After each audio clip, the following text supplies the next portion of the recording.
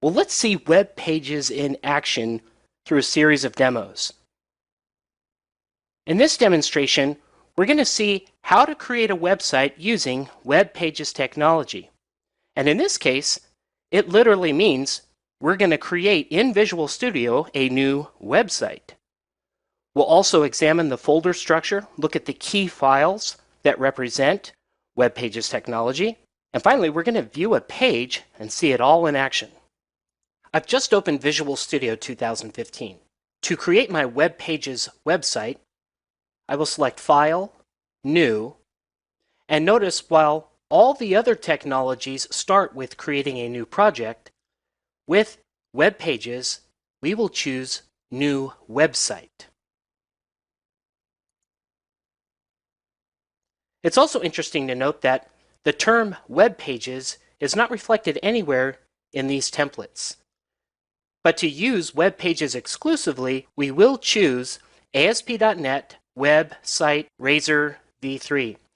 Note on the left side in the navigation tree, I'm under Templates, Visual C#, and I've made my selection. Also worthy of noting down below is that instead of putting this into a projects folder, Visual Studio is choosing to put this in a websites folder.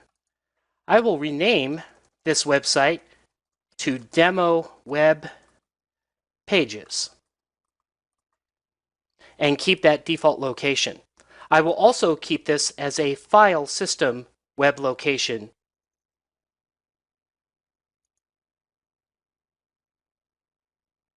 Visual Studio has completed loading the website.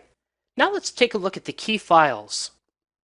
First, we'll look at an actual page, such as about.cshtml. Notice the Razor syntax at the top of the page, indicating what the layout should be, in this case, referring to the root directory folder of the website, _site layout.cshtml, and consider the title for this page, About. We also see the Razor syntax in the header 1 tag where it's asking for page.title. This extra period here is actually literal text, which I'll just delete.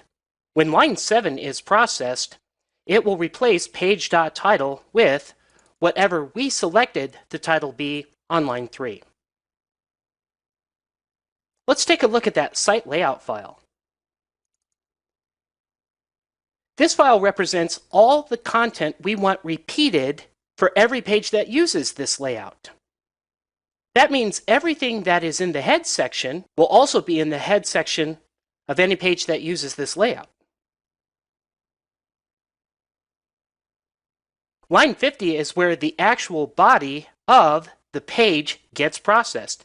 In other words, this on line 50 gets replaced with the contents of this file about.cshtml. The theming is accomplished through, of course, CSS, which is found in the content folder. The _app start.cshtml is initialized on the first request to the website.